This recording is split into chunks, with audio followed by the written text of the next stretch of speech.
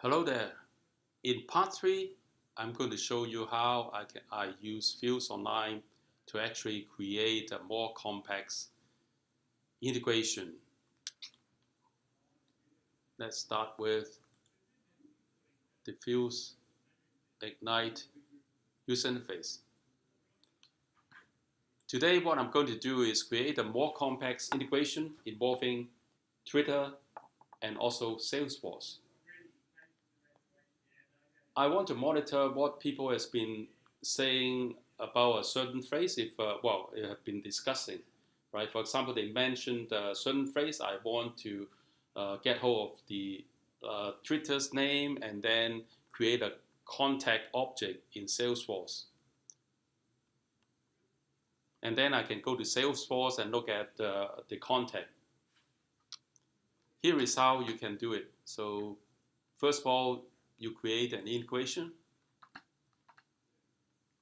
And then I start with the Twitter. Remember that before you can use it, you have to create a connector for Twitter.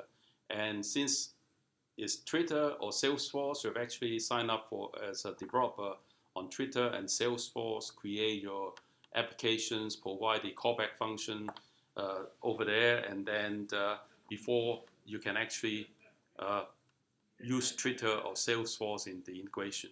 So let's say I have Twitter.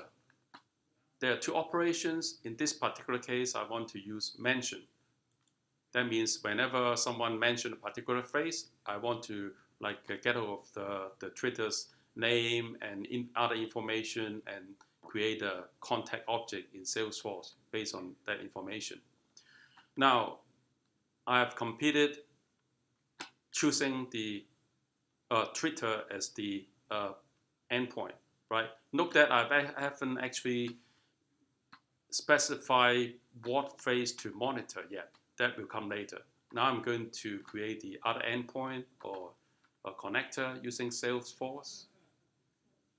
Now there are a number of operations available. The one that I want to use is new record. That means I want to create a new record. And what object is that going to be? I'm going to be using contact. Contact is here. Oops. Contact.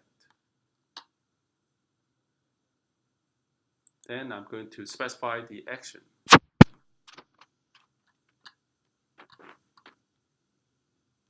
Now, in order for it to do this, I have to add a number of steps. The first one I want to add is a basic filter. Remember, I want to monitor people discussing certain things, and I want to find out whether they mention particular phrase. So this is what I'm going to do. So I'm going to say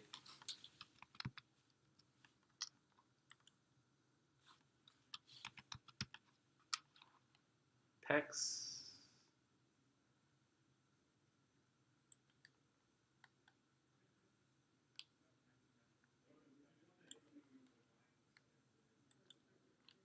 if the text contains the keyword.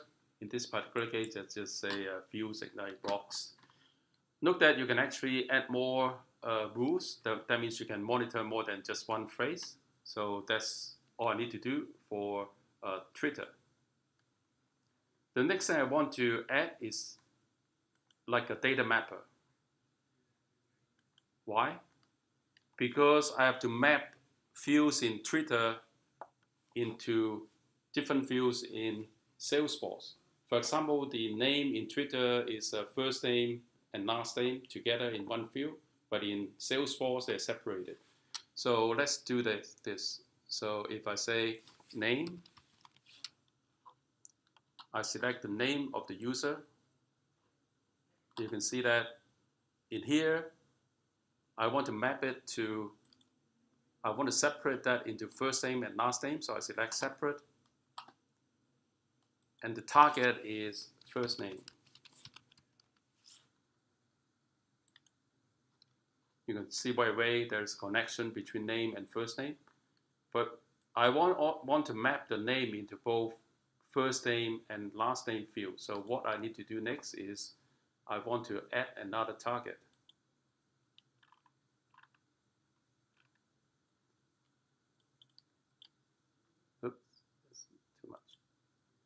Just the target is last name. You see there are 2 lines already. And then I need to map other things in there as well. For example, what about the text?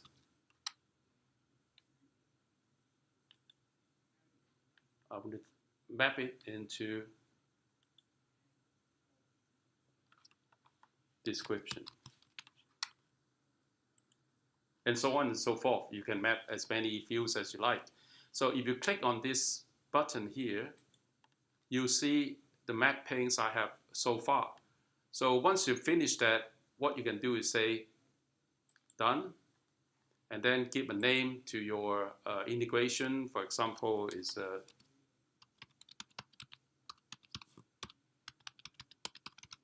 Force, Twitter to Salesforce, and then you click publish.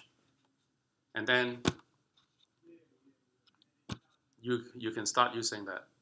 Well, let me just cancel it because I already created that and published that. It's called Twitter to Salesforce. So what I can do now is, like, I go to Twitter, I say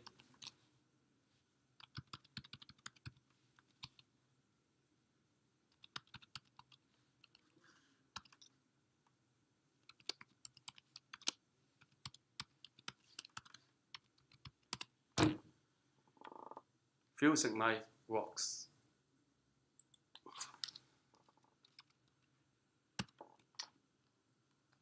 And this is the phrase that we're looking for. So I just tweet it, right? And then after a while, I can actually go to Salesforce and click on Contact.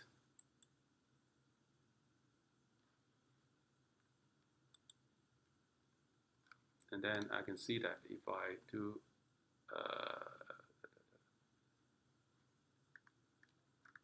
edit, I can actually see the text I've actually tweeted. And that is Fuse Ignite doing a more complex integration. And that's it for this particular session. Thank you very much.